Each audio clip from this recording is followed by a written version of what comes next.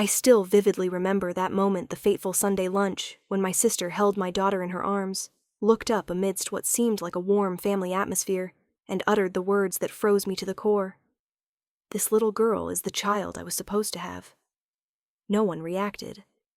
Not a single indignant glance, not a heavy sigh. Only my mother reached out to squeeze my sister's hand as if she'd just said something profoundly inspiring.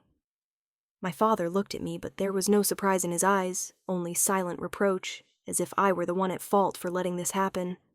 Jesse, my boyfriend and the father of my daughter, sat beside me, gripping my hand under the table. I don't remember how I finished that lunch. All I know is that moment marked the beginning of a storm I never could have anticipated. My name is Sadie. I was 26 at the time, working in community education at a semi-public high school in the small New Hampshire town where I was born and raised. Jesse, the man I love, was an electrical technician for a private company. We lived simply, somewhat privately, not out of shame or fear, but because I was all too familiar with the silent scrutiny of this tiny, tight-knit town.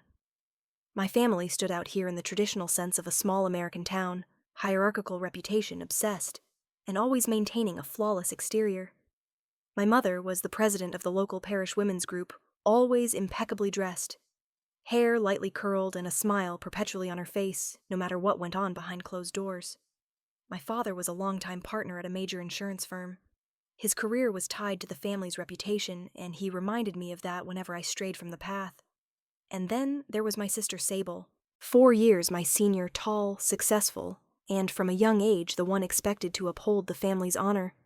She married early to a polished man named Brian who worked in banking. They lived in the nicest neighborhood, drove a pristine SUV, and kept a meticulously manicured backyard. The only thing missing was children. I had seen how they fought a hopeless battle with infertility, countless IVF rounds, visits to specialists in neighboring states, and brief consultations about adoption before Sable nearly collapsed under the weight of it all. Family holidays became nightmares. The air grew heavy as any conversation could lead to Sable's tears when children were mentioned. I saw the look in her eyes when she watched other kids yearning mixed with envy and pain. And then I got pregnant. It wasn't planned. Jesse and I had just moved in together. Savings were tight, careers unsteady, and I was still taking night classes for an advanced teaching certificate.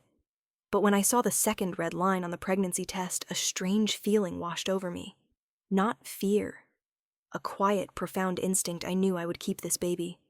When I told my family, there were no shouts or anger. It was worse, polite disappointment. My mother gave a tight-lipped smile and asked, "Have you thought about the consequences?" My father, pensive, only said, "Don't let this affect the family's reputation." Sable said nothing, but I clearly remember how she stared at my still, flat stomach, as if sensing the start of a silent war. Ellie was born on a cold winter morning. All the pain and exhaustion melted away when I heard her first cry. Jesse cried before I did. When he held Ellie, I saw something sacred in his eyes, something words could never capture. We didn't have a big celebration. Just a small room, warm yellow light, soft music, and a sleeping baby. But to me, that was family. My mother visited on the second day, bringing a fruit basket, but not without commenting. "You look exhausted." Sable came with a box of brand new baby clothes, many still tagged. She asked about the nursery's color scheme, suggested Pinterest ideas, and showed off mood boards she'd made. I gave an awkward smile. Honestly, we didn't have the money or time to think about paint colors. At the time I thought, maybe she's trying to help in her own way. I didn't see the substitution in her eyes. Not as an aunt, but as the mother she never got to be. In the weeks that followed, Sable visited often. Too often. She'd stay for hours, insisting on holding Ellie, soothing her to sleep, even refusing to hand her back when I wanted to feed her. One day I came home from buying milk to find Sable sitting in the living room, Ellie on her chest, smiling and whispering, "Mommy's here, my love." I froze. All the blood in my body seemed to turn cold. I told Jesse. He didn't want to jump to conclusions, but started paying closer attention. We decided to change the locks and limit visits, but every time we declined, my mother would call saying, "Don't ruin your sisterly bond." My father texted, "Sable's been through so much. Let her have time with Ellie." Neither asked how I felt. I felt violated but didn't dare say it aloud. Something was deeply wrong, but everyone pretended it was fine. Until that lunch when Sable looked at Ellie and declared, "This little girl is the child I was supposed to have." There was no doubt anymore. It wasn't regret. It was possession. And the most heartbreaking part, no one objected. I don't know whether I felt more hurt or afraid when I realized my sister could enter our home at any time without knocking. That afternoon, I came home earlier than usual. It was still cold with melting snow pooling on the driveway. As I stepped inside, I heard soft lullaby music from the living room and Ellie's giggles. A mother's instinct told me something was wrong. Jessie was at work and I hadn't invited anyone over. I crept down the hallway and saw Sable sitting on the sofa, cradling Ellie, smiling, her eyes fixed on her, as if the rest of the world didn't exist. On the table was a half-empty bottle of formula, a used diaper tossed aside. Everything was too familiar, too intimate, as if this were her home. When I called out, Sable only looked up, giving a light smile, as if I were a stranger intruding at the wrong time. "I thought you were still at work," she said, then continued playing with Ellie, without a hint of embarrassment. I don't recall what I said, probably something bland to mask the rage boiling in my chest. I waited for her to leave, then called a locksmith that same evening. When Jesse came home, I told him everything. He wasn't as shocked as I'd expected. It turned out he'd had suspicions for a while. Once during a lunch break, he noticed things had been moved. Another morning, the security camera's memory card was removed and replaced incorrectly. "I didn't want to say anything because I didn't want to hurt you," he admitted. "But she's clearly crossed a line." We changed the locks the next day. Jesse ordered surveillance cameras linked to our phones with cloud storage. For the first time, I felt our home was truly protected, but the peace didn't last long. A week later, my mother called. Her voice was calm, but carried a subtle edge beneath her usual sweetness. "I think you should let Sable watch Ellie this weekend," she said. "She misses her." "Besides, you and Jessie need a break." I hesitated. "Mom, I'm not comfortable. Ellie's still so young and Sable." "You're being selfish, Sadie," she cut in. "Do you know what your sister's been through? A little time with Ellie will help her heal. You should think of others." I was speechless. It wasn't a suggestion. It was a command disguised as morality. I refused firmly this time. My mother hung up without a goodbye. 2 days later, we received an email from Sable titled Co-Parenting Plan Proposal for Ellie. My hands trembled as I opened the attachment, a 12-page document formatted like a legal contract, divided into clear sections: visitation schedules, holidays, separate vacations, daytime splits, even a section on temporary guardianship for adjustment testing. I didn't know whether to laugh or cry. I felt sick. It was terrifying that someone thought they could divide a child like shared property. Jesse was so angry he slammed his hand on the table. "What the hell is she thinking? This is our daughter. We're her parents, not shift workers."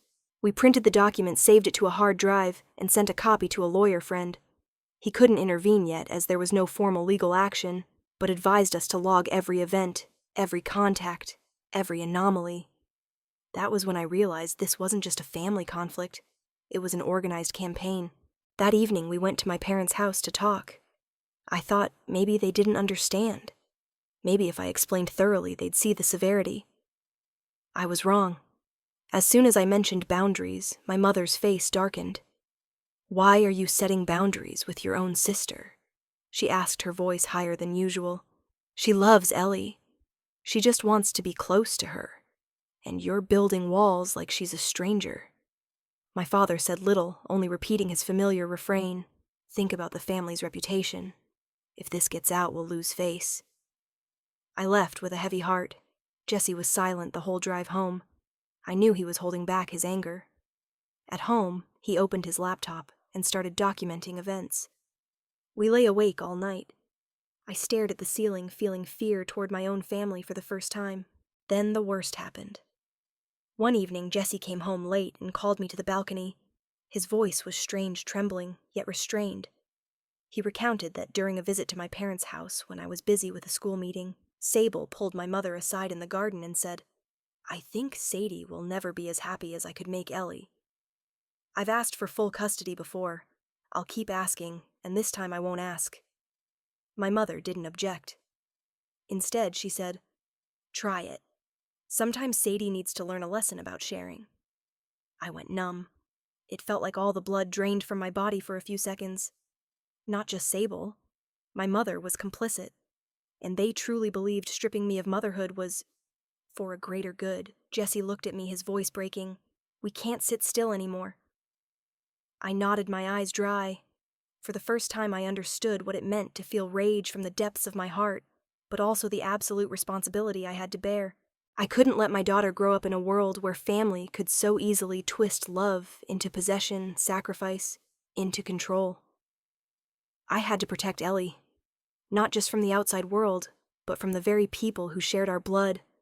And to do that, I had to be ready to step into a battlefield I once thought was family. There was something I hadn't considered until that day, that being a mother wasn't just instinct, but a legal battle.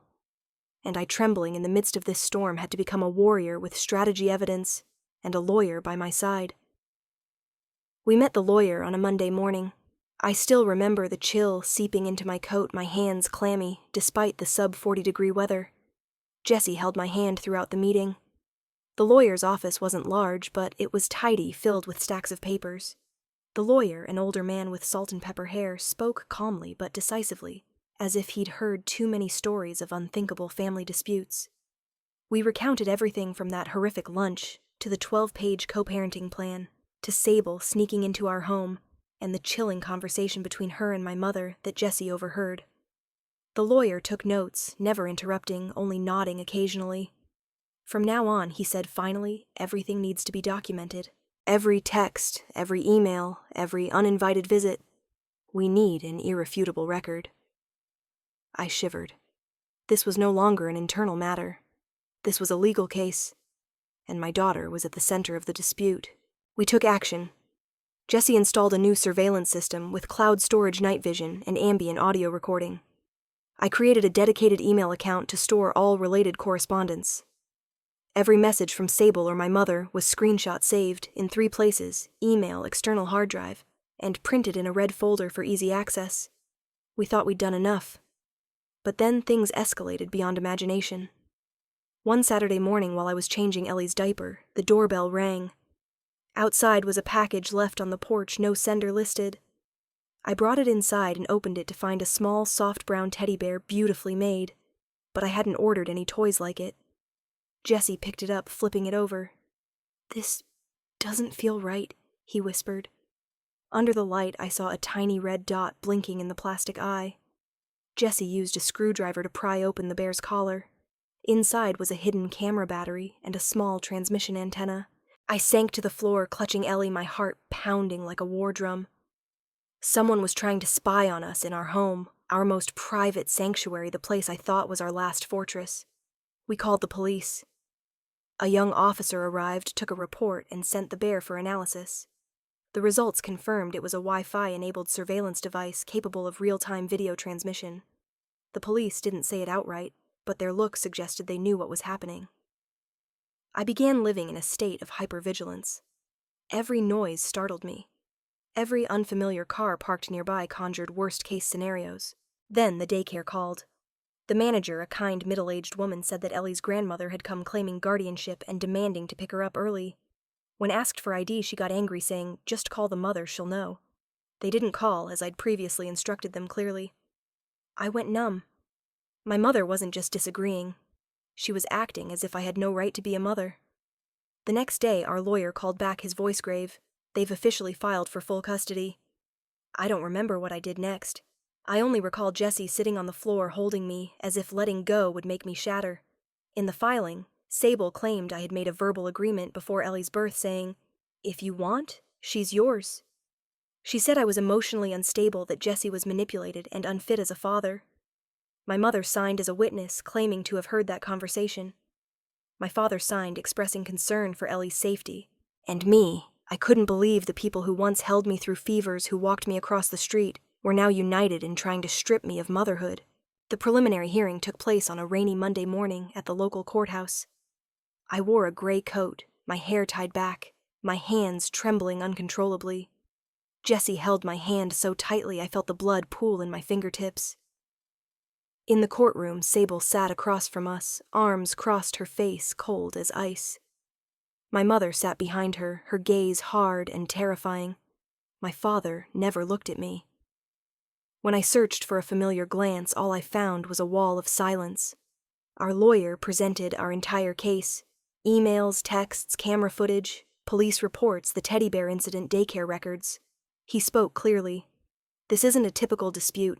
This is harassment, invasion, and a threat to my client's legal parental rights. The opposing lawyer spoke with a trembling voice, citing Sable's pain of losing a child, claiming she had a special bond with Ellie, that love should supersede law. They called our demands cruel and lacking compassion. The judge, a woman in her 50s, cut them off with a soft but resonant statement: emotions don't override legal rights and parental duties. This court doesn't rule on feelings. At the end, she declared Sadie and Jesse are Ellie's legal parents. All requests to change custody are denied. Additionally, a temporary restraining order is issued against Sable and the child's grandparents. Any violations will face criminal charges. I exhaled, not because we'd won, but because for the first time someone told me I had the right to be a mother, and no one could take that away. But as we left the courtroom, I caught Sable's gaze from afar. No resentment, no sadness, just calculation. The look of someone who hadn't given up. I thought a court ruling would be the end. But it was only a turning point, making the shadows in our family more vivid, clinging to us persistently, patiently, as if the silence of the law had fueled their thirst for power and pain. It started with a stranger knocking at Ellie's preschool. I got a call from the principal during work hours. Her voice was low, worried. Sadie, someone claiming to be from Child Protective Services CPS, came asking about Ellie's situation. But when we asked for credentials, she got flustered and said she'd come back later. I froze in the middle of my office papers I was holding, falling to the floor without me bothering to pick them up. My heartbeat echoed in my chest. The word CPS rang like an alarm bell. We'd never been investigated. Ellie was healthy, happy with loving parents, and full legal documentation. No one had reason to report us. No one, unless they were creating a reason. I raced to the school like a whirlwind. The principal described the woman, tall, dark hair, beige blouse, wearing a plastic name tag with no agency listed.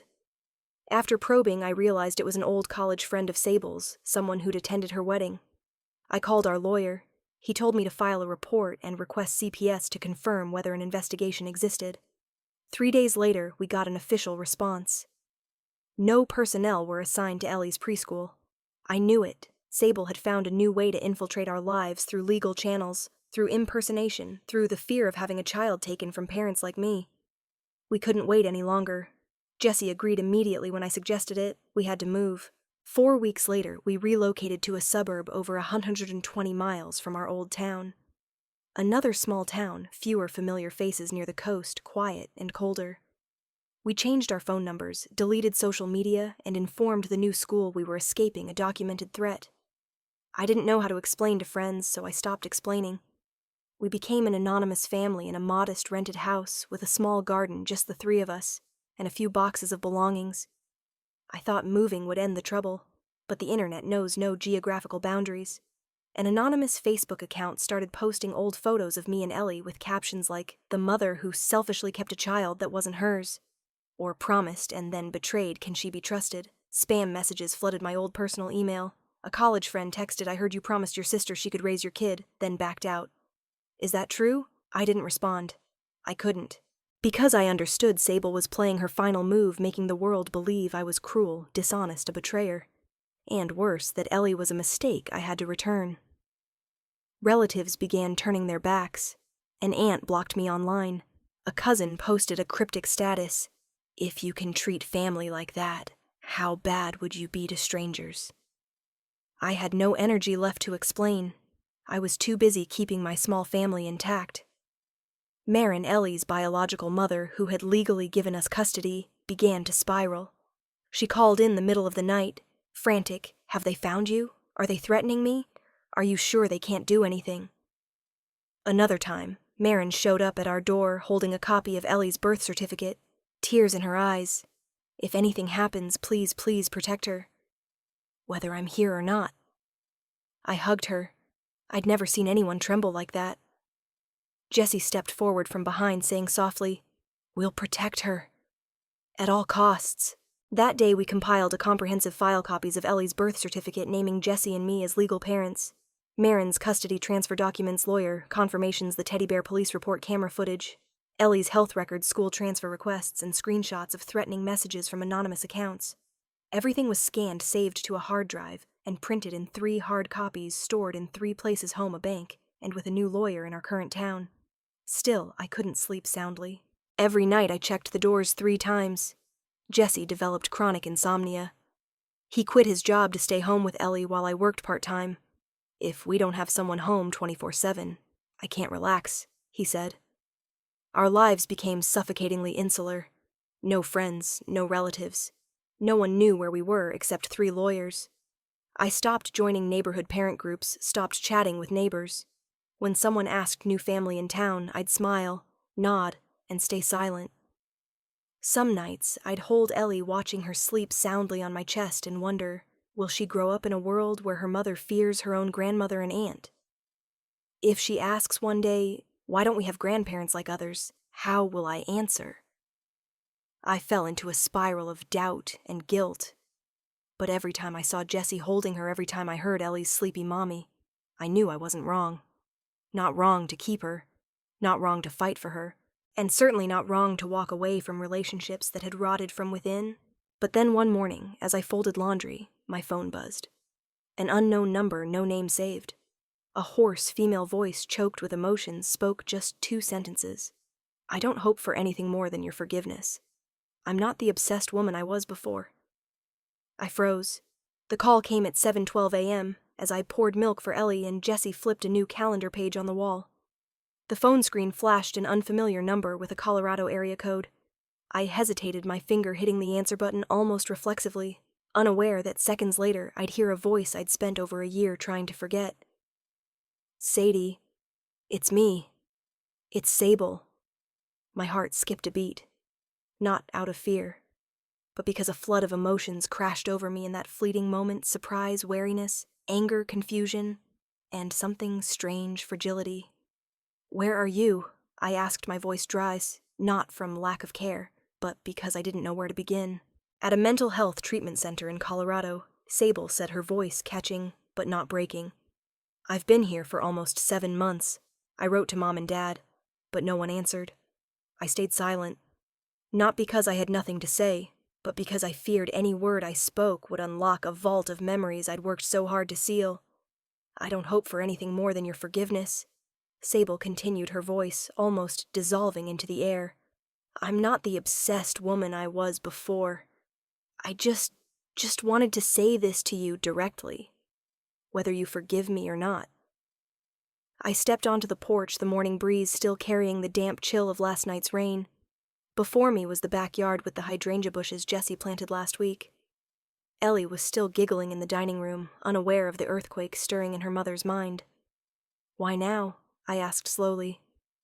"Because this is the first time I've truly seen how much I hurt you," Sable whispered. "I had no right to Ellie. I know that now. I once said she was the child I deserved, but really, I just wanted something that wouldn't leave me. And I was wrong." I turned away, my eyes stinging. So many times I'd imagined this moment: Sable calling, apologizing, remorseful. But when it actually happened, I didn't know whether to feel joy or pain.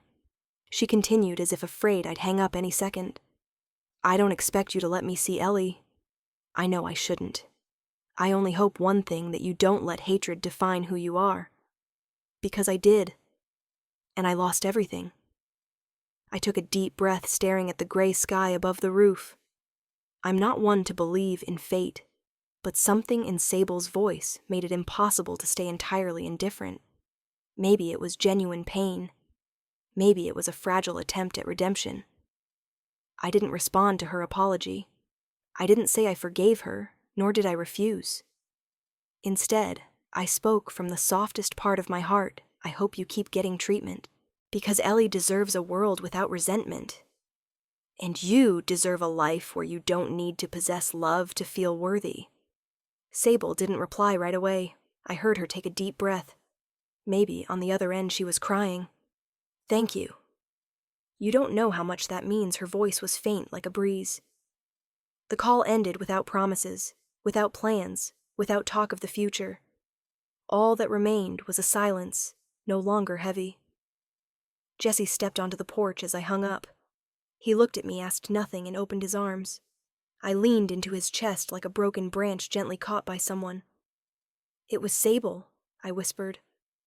I heard Jesse said, stroking my hair.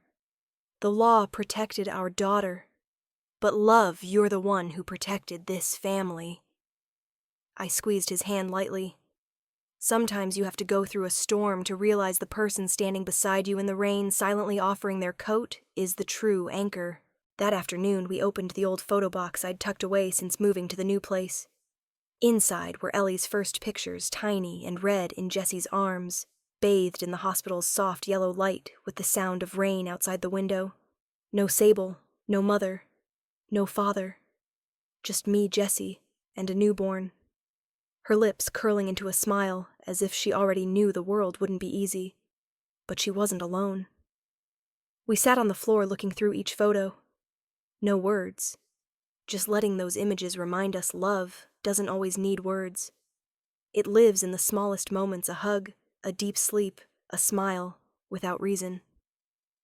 I don't know if that morning's call was the end of the brutal war we'd fought for over a year, or just a new chapter with fewer thorns. But I know one thing: I didn't choose hatred. I didn't let anger consume my heart. Ellie still sleeps soundly every night. Jessie started working remotely. I joined a morning yoga class at the community center, daring to open up to a few new neighbors for the first time. None of that would have been possible if I'd held on to resentment. Forgiveness doesn't mean forgetting. It just means not letting the past control the present. And that I learned not from lawyers or courts, but from the moment a tiny hand grasped mine in a cold delivery room years ago. Ellie taught me to be a mother, and in that journey I learned to rebuild myself. Peace doesn't come with ringing bells or bursting fireworks. It arrives quietly like sunlight slipping through the window each morning, uninvited, yet making you want to open your eyes. For me, peace began in a small coastal town, where I could sit on the porch, a warm tea in hand, watching my daughter chase a kite in the wind. We moved here in early spring, after receiving an unsigned letter from Colorado. Inside were Sable's words, brief but real. "You were right. I'm learning to let go, so Ellie can live. I won't show up again, but I hope one day she'll know I existed not as a shadow, but as a lesson." I didn't know whether to thank her or cry reading those lines, but Jessie just said softly, "I think she's really changing, and that at least is worth believing in." Our new town nestles by the eastern coast, where the waves aren't too wild and the people are distant enough not to ask too much. The house is small cream, colored with a wide porch and a grassy front yard. Ellie calls it the house that smells like sea salt. Every morning she waters the flowers. Every evening she demands a bedtime story from her dad, always about the girl who lived in two places and found where she belonged. The first thing we did here was legally change Ellie's last name. Not to erase the past, but to cement her choice in law and love. Her new name is Ellie Mae Whitmore, Jessie's surname. Our lawyer sent back all the sealed documents, the lawsuit file, the court ruling, custody confirmations, and a personal thank you note from him to me. Sadie, he wrote some mother's parent in the kitchen, some in the delivery room, and some like you in courtrooms, tears and resilience. Thank you for not giving up. I placed everything in a small wooden box, locked it, and labeled it Legacy for Ellie. Inside, I tucked a handwritten letter, not for her to read now, but for one day when she's old enough to understand why she grew up without grandparents or an aunt in her early photos. Dearest Ellie, you weren't born to heal anyone or to be proof of someone overcoming their pain. You were born to live as yourself, free, safe, and unconditionally loved. I fought not to keep you, but to protect your right to grow up without fear. Whether you blame or thank me, one day just know every decision I made came from one thing: love for you. Signed, Mom. Jesse started remote work for a tech company coordinating projects online. He still takes 2 days a week to stay home with Ellie, taking her to the beach, teaching her to draw dolphins, or assemble tiny ship models. Watching them on the living room floor feels like a movie I never dared dream of back in New Hampshire. And me, I write. Not under my real name, not with specific details. But I write about how family ties can become traps, how women can use the law as a tool, not a threat. I share how to prepare custody files, gather evidence, set emotional boundaries, things I wished someone had taught me when I was panicking. A small publisher offered to turn it into a book. I declined at first, but the second time when a single mother messaged me, saying my writing helped her keep custody after her in-laws' threats, I thought maybe my voice doesn't need to be loud, but it needs to be real. Marin, Ellie's biological mother, has recovered after therapy. She moved to another state working as an assistant for a group supporting mothers with postpartum depression. We keep in touch periodically. Ellie calls her mom's friend Marin and sometimes sends drawings by mail. No one rushes to redefine that relationship, but respect remains. Then came the day Ellie turned 4. No big party, no far-flung friends. Just a warm afternoon, a gentle sea breeze in the backyard, a whale-shaped buttercream cake. Jessie made a few balloons and twinkling string lights. Ellie blew out her candles to our soft singing. No one took photos, because we were all too busy laughing. Ellie wished to eat cake every day and not wear a jacket to the beach. She didn't know her wish had already come true in the simplest way, no more strangers showing up. No uninvited calls, no faces I had to shield her from. Just the 3 of us, 3 pieces fitting perfectly, no excess, no lack. After cleaning up, I sat on the porch, hand on the legacy box, and thought, peace isn't given. It comes from refusing to compromise with wrong, from patiently rebuilding family brick by brick after the storm, and from forgiveness not for others, but for yourself. I once thought the worst thing was being betrayed by family. Now I know the greatest thing is standing up after that betrayal without losing yourself. Ellie's life didn't begin with tears, but with love, proven through action. And that's the legacy I leave her, not a prestigious lineage, not material wealth, but a light. So if she ever gets lost between family and choice, she'll know the way back. I don't know what the future holds. But I know this from now on, every day that passes, we'll live not to avoid anyone anymore, but to move forward together lightly, freely, and peacefully. Looking back, I realize this story isn't just about a custody battle. It's a journey of rediscovering myself, affirming love, sacrifice, and forgiveness. I'm not perfect, but I've learned that being a mother isn't about clinging to a child, but creating a safe space for them to grow free of resentment, unburdened by expectations, filled only with love and freedom. Family isn't always blood. Sometimes it's chosen with hard action and the courage to protect each other through storms. If you're somewhere in your journey as a parent or simply finding yourself in a tangled relationship, I hope this story reminds you you're not alone. If this story touched something in you, please follow the channel so I can continue sharing authentic, human, and emotional stories. Don't forget to leave a comment. I'm always listening with all the empathy of someone who's walked through the dark.